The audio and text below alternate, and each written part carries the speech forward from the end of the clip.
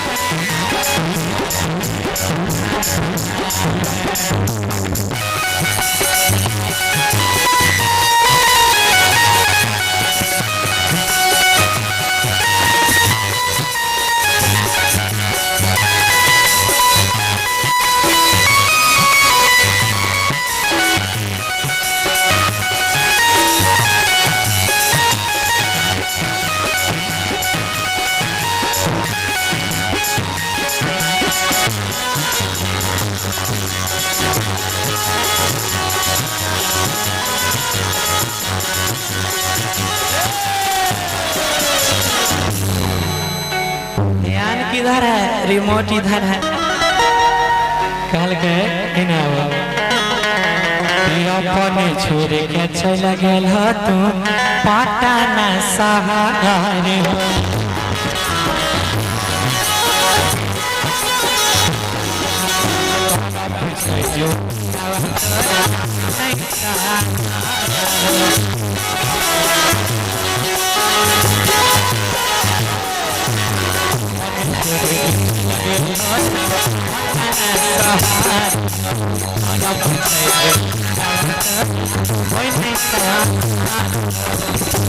भैया ऐसा पति मिलेगा तब तो हो गया काम। चढ़ दे पोल पर हमारे मलोल पे चढ़ दे पोल कि भले नथिया भूली जइहा और पिया ले यहाँ झुमकावा सोना काटनावा नथिया भूल लियो लेकिन हमार झुमका नहीं भूलियो कि भले नथिया भूली जइहा पिया ले यहाँ झुमकावा सोना काटनावा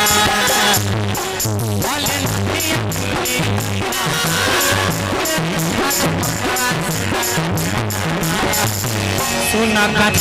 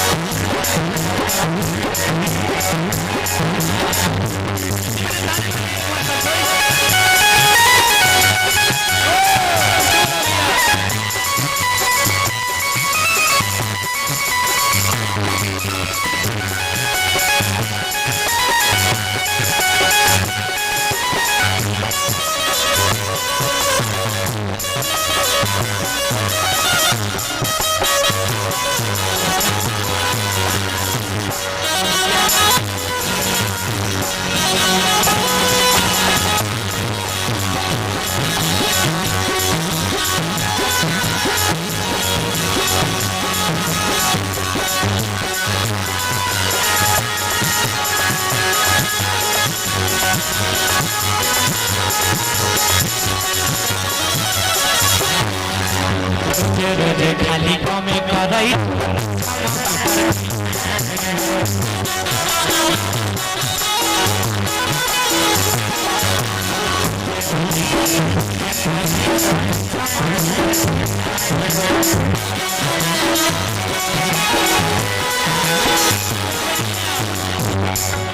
आप लोग का भी घेराई होगा, दम धरिए।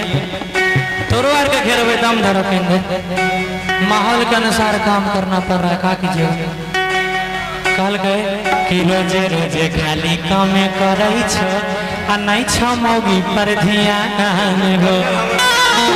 आ घरे न अइबू त चल जइब नहिरा, कानते रहिहा सवान हो। आइए जब भैया रोजे रोजे खाली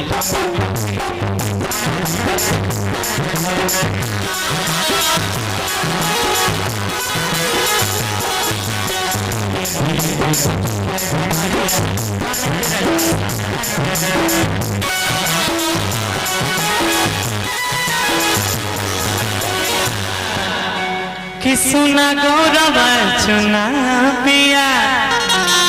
मैं इनके बारे में थोड़ा सा बता दूं, ये हमारे प्यारे भाई सिंगर चुन्ना चटर्जी हैं, जो हमारे साथ दिल्ली में काम करते हैं ये, और ये गाते हैं, बड़ा कमाल का गाते हैं, बहुत अच्छा गाते हैं, और बहुत दिनों से मेरे साथ हैं, जब से मेरी करियर की शुरुआत हुई है। और भाई भैया पहले काम करते थे हमारे शूटिंग लाइन में। आप लोग बहुत से अवधेश प्रेमी जी के, उसके बाद बंशीधर जी के, प्रमोद प्रेमी, खेसारी जी, इन सबों के गानों में इनको देखा होगा। इन्होंने उन लोगों के साथ काम किया, बहुत काम किया है। और बाद देखनी एगो गाना हिट वेल रहे, कौन वाला एगो गाना, सुना सुना मैया देवी एगो लवर चाहिए। तो बहुत सारे गाने में इन्होंने काम किया है।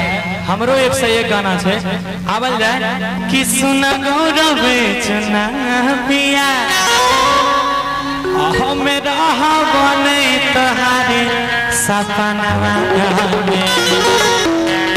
सुना परदीप बलराम पिया, मेरा बने सुना तोहर सपनवा में, तोहर सपनवा।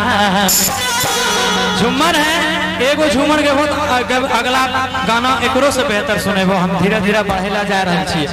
आप एक दू गाना के बाद हॉर्न फूक फूक के नंबर छे, लेकिन आप देख लो नंबरी दिखा रहे हमरा ऊपर करो, ई नंबरी दिला के बाद हम हॉर्न फूक फूक सुने धीरे धीरे नंबरी निकल रहा है जजमान, धीरे छौटकिया पकड़े रहिए जजमान।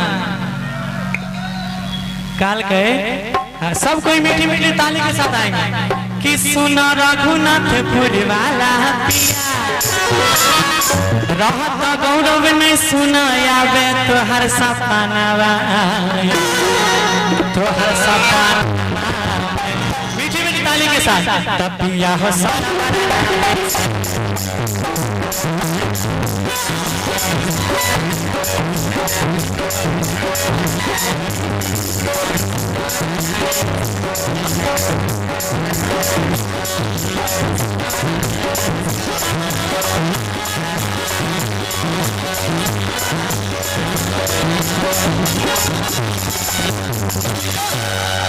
एक बार जोरदार ताली हो।